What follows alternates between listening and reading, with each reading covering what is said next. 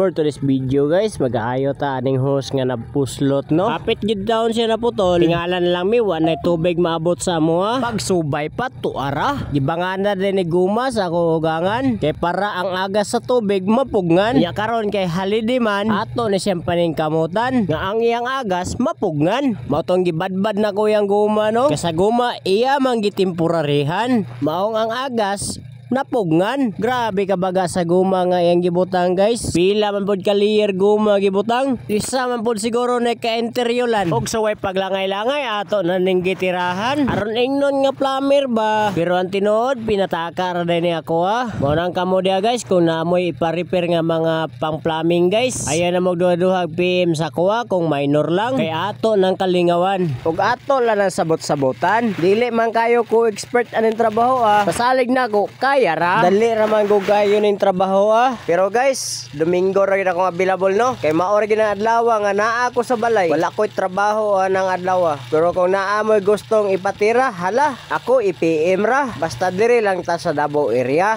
Onang guys, to ana gimpugsit na oh. Kusog-kusog gid na siyang agasa. Pero di lang gid ta angay mabalaka. Kay kana siya sa host, pundora. Sila may tigsubay sa host guys. Kay ako po'y moayo og naiguba na. Sama ani karong sitwasyon na. May gani kay Independence Day. Holiday ba? Mao nakalugar ta. Kay basta holiday, wa man gyud may trabaho. Unsaon man, hadlok man mo bayad og double pay ang atong amo. Wa tay mahimo kay sila may mo sweldo. Mao mo extra lang tag vlog ning trabaho ah. Basin daig kaloy anta. Salamat di sa 1,100 followers na ako diha. Og sa 95,000 viewers na ako diha. Gihapit na ta yung pislit ang follow unta ba? Nananta ko 95,000 nya follower unta. Bisag kana na lang 8,000 nga engagement. Gihapit pa na unta ninyo follow sa ako. Nananta ko 9,000 follower unta karon. Mao nang guys, kung makakita mo ning video ha, paki-like and follow naman guys. Balik ta sa amin nga atong gitrabaho guys. Sa ora ni nato na siya coupling no. Kay gamay naman lang ko to siya naghawid. Kung gitiwas lang ginako siya putol. Kay kung dili ko ni siya couplingan guys, mag-leak lang gihapon ni siya. Madama guruntan siya guma pero mas nindot jud couplingan lang largo siya guys. Kay kung makuplingan na wa na gid siya leaking guys. Kay kung may leaking ang inyong hose guys, dili mo makausik-usik og tubig no. Mahal na ba yan tubig karon guys. Mao nang kita dapat magbinantayon gyud sa to ang mga linya guys. Kay kung naay leaking, mas maayo pa guys, coupling lang gyud siya largo no. Kay kung leaking man go, di mo lang ang pasagdahan, mas mudako yung bayro nun guys. Samantalang og mupalit kag coupling, pila ra man gud na gud. Nung ka sa magsig-agas na imong tubig diha. Mao nang guys, ayo gud mo pagtipid-tipid no. Kay kana sobra ka tipid bitaw guys. Mas dako pa ng problema ang mahitabuan na.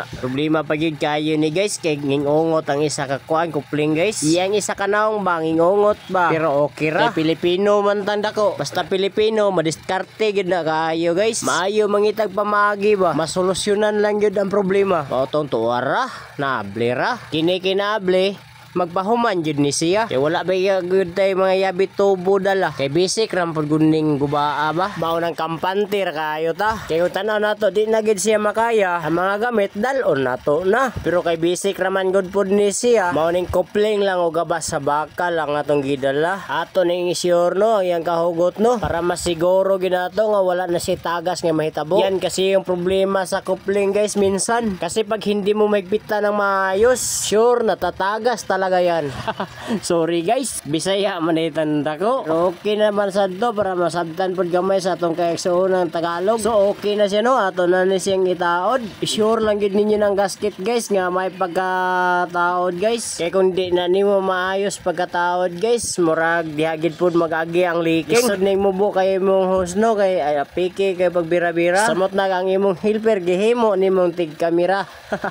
Vlog pa more. Unsaon man good ba nga mga vlogger sige magpakita silang kwarta. Maong Pinoy bayata, maong dali ra kita manundog. Anang hala mag-vlog na ta. Balik ta sa atong main nga kuano. Ana, naglisod tagpasulod diri ah. Kay mubo man gud ang host ba. Okay ron ta pud na kung naay makapugong ani niya. Kay kung naay makapugong sa gasket di gid ka maglisod pagtaon. Kay kung ako ani guys, isa lobang gud nako sa host ang gasket daan. Bago na ko ginahansak dito sa sulod kay para gawa gid si tagas. Mao to nadugayan tagamay guys. Pero at least okay na. Nasyoklo na gid siya. Murag makaginhawa ni gid ni ining dapita. So okay na.